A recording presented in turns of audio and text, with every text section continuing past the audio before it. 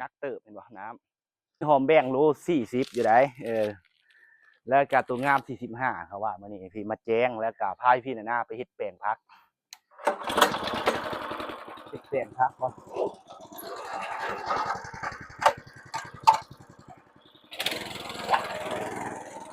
คือนี่ฝนตกเนี่ยคือ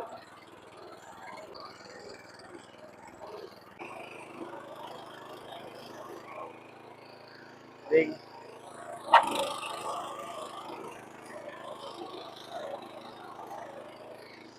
ถ้าเฮ็ดบ่ตรงมันก็บ่ตรงไหนมันต้องเร่ง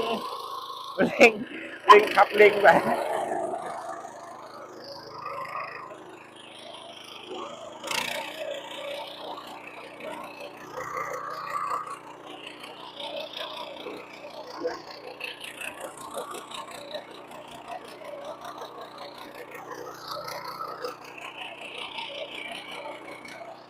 ตรงแน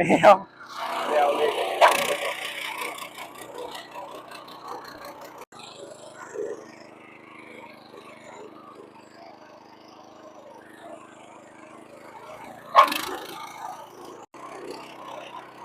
นั้นเฮาก็เบิ่งเขาแล่น2รอบเนาะว่าเฮาสิสมมุติว่าอยากให้มันสูงแม่นบ่อยากให้มันสูงกว่าเก่าแม่นบ่เฮาก็แล่นกลับอีกเฮาก็แล่นกลับอีก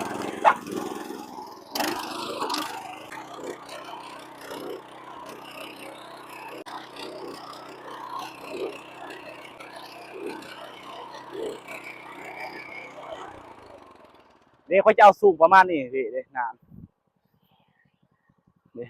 แปลงก็คือหอมแบ่งฤดูฝนส่วนหลายมันมักแปลงสูงนะพี่เออถ้าแปลงต่ำส่วนหลายมันจะอย